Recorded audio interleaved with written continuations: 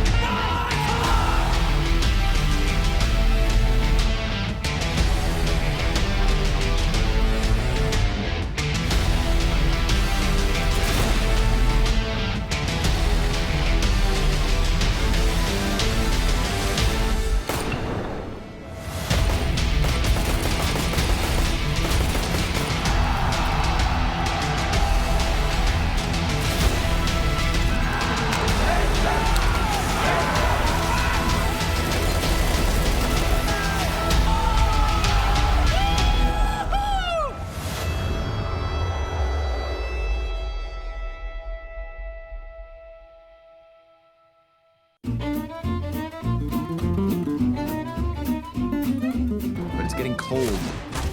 Nico. What? Ooh, never mind, it's spicy. Oh, it is spicy. Day 8 of the DreamHack Open 4 kicked off with 3 quick maps between Heroic and Big. The Danes started with an epic display on Vertigo, denying any hopes the Germans had of map control at every turn. He's got that bomb plant, 3 kills. Gluck comes off with However, the tables were quickly flipped on Mirage as Cadian and his men looked messy in mid, leading to a nuke decider. Proving they're not to be underestimated on the tricky map, Heroic wrapped things up with a flawless T-side to take the series. And the ace. He's gonna try to push forward, but the guy in control is gonna kill him. Nico honed in on this, leaves the shoulder and jumps the gun into the brain of Tito. His AK connects, he looks for the offer, drops him next, and closes. 22 frags for Nico at the end. In the Swedish derby, things went back and forth across 3 maps, but the Ninjas' newfound confidence kept Fnatic at bay on Overpass. That third one, Plopsky gonna swap to the sidearm as he's now on that 3K. Goes sprinting in knowing that his days were numbered, but that's a 4K. As usual, Flusher showed his brain is one of the best in CS as the action moved over to Inferno, while Crims looked determined to get things done. Hop's got a third! Now Hoppus could technically start throwing his utility, but he's just gonna hold on to it, and Crims a good chance at the 1v3!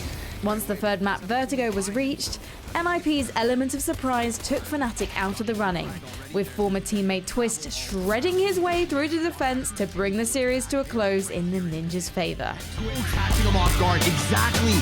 The train silently slipping into the station, now the pressure's on. Ninjas closing the gap and taking absolute control of this A site. The rest of Fnatic aren't ready.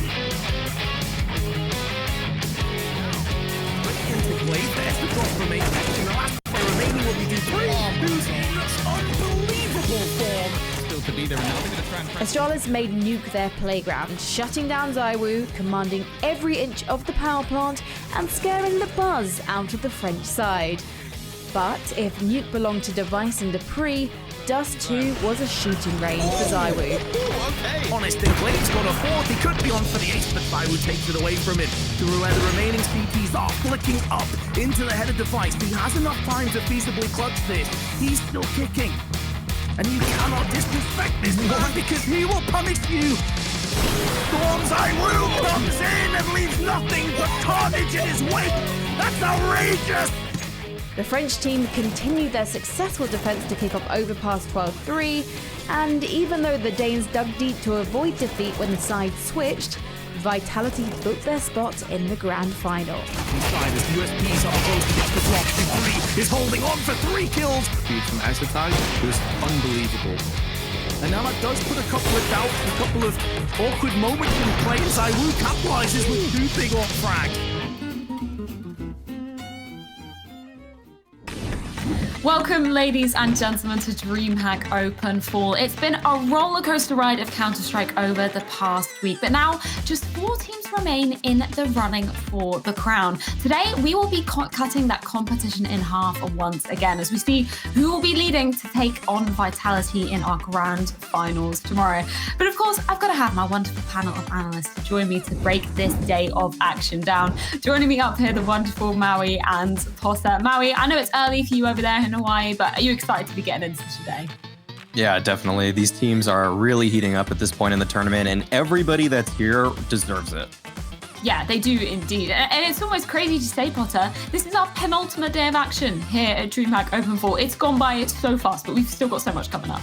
It has. You know, whenever I look back in the past week or usually 3 or 4 days, I'm like, where did this time go? I cannot believe this past 10 days has gone by so fast.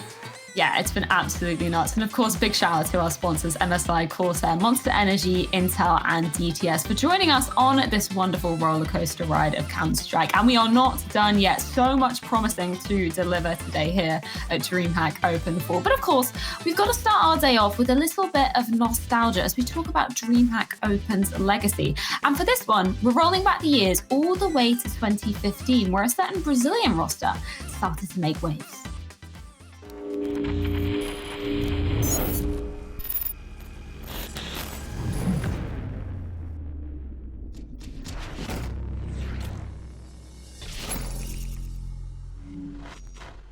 When a legacy is built, it all needs to start somewhere. And this legacy starts back in late 2015. Luminosity Gaming was struggling to find consistency in top-tier tournaments. No one was counting on the team to get things together anytime soon. For the Brazilian side, something needed to be done. Just a week before the tournament DreamHack Open Winter 2015 in Jönköping, Luminosity released players Steel and Bolts from the roster together with Coach Knack. In their place came FNX and Taco alongside Coach Suze. The tournament in Jönköping started off with a disaster for the Brazilians. They came in this event a little bit under my radar. They start by getting absolutely battered by Fnatic 16-0. And the day after that, they beat Envious, reigning champion of the major. And I think that's when everyone started to realize, wait a minute, we should really keep an eye on these players. Doing the same, nobody hitting the shots, happy up here. Here goes down. Next up, NIP stood in the way of playoffs. After the Ninjas took the second map on OT, Luminosity secured the playoff by winning the decider. And he's on the edge, and it is gonna be it!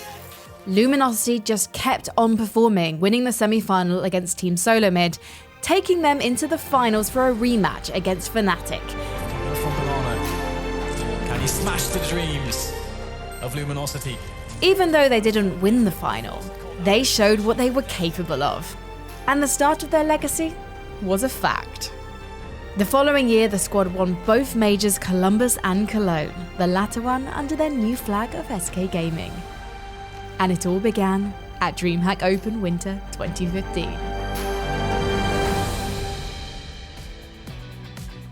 I think when we're using the word legacy, Potter, we've really got to think about this Brazilian squad under the banner of Luminosity, then SK Gaming, because they just spiced up the game so much with what they were bringing. They absolutely did. And just we didn't see that sort of a work ethic before Luminosity came into the picture, where all 5 of these guys are sharing a room, sometimes even having a bedmate in order to make things work, right? And that sort of grind, man. You know, we don't see it too often in 2020, but it is something special. It really is. I'm wondering from you, Maui, do you have a particular favourite moment from that former Luminosity or SK lineup? Was there anything that you feel like they did in the game that was really spectacular? I think they kind of actually develop what you would still consider the modern meta, because I think before that, everyone was more or less using that 4-1 style. Envious was probably the most famous for it, just Happy or some hard lurker on the other side of the map. But SK, or LG then, I guess, really did a great job at finding map control and leaving players in uncomfortable positions for other teams. And I think that's really how people are still playing the game today. Well, Maui, I know that you're probably feeling a little bit heartbroken after some of the results yesterday, namely that Fnatic loss. But here at DreamHack Open, we want to repair that heartbreak. And you know what? We got a special treat because Brolin is on the mic telling us about some of his most iconic moments in the game.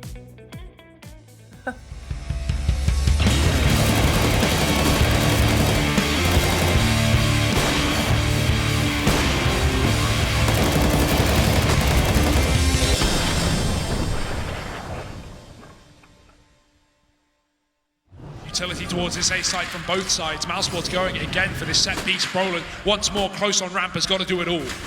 Yeah, flashed in. Brolin trying to deliver! And Brolin gets 3! Oh! He takes them all down with him! And now only Rops is left, but he's still putting up numbers. Oh dear.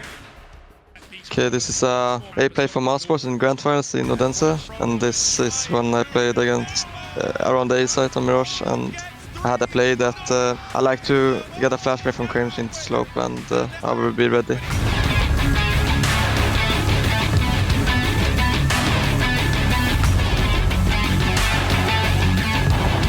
Impossible round when Nip had a 4v2 against us on overpass. It was their match point, and I smoked in front of the box and usually going on top of the box to get a little bit of runway, and I did it now. I said to Exist that I'm gonna go on the box and just search for kills, and then I got Leko off guard, and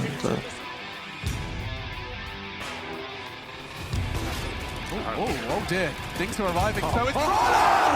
With just the we have a pretty bad buy, I guess, and I had some money over, and I bought a seaside armor. I just think I said to Krims that he should just buy a flashbang, and if they went up slope, I should just get a flash close to the slope and just kill them. But yeah, I had some pretty good lineups with the first 2 guys that went up slope, and Kelsiver as a third, and yeah, it's some dreams coming true, I guess.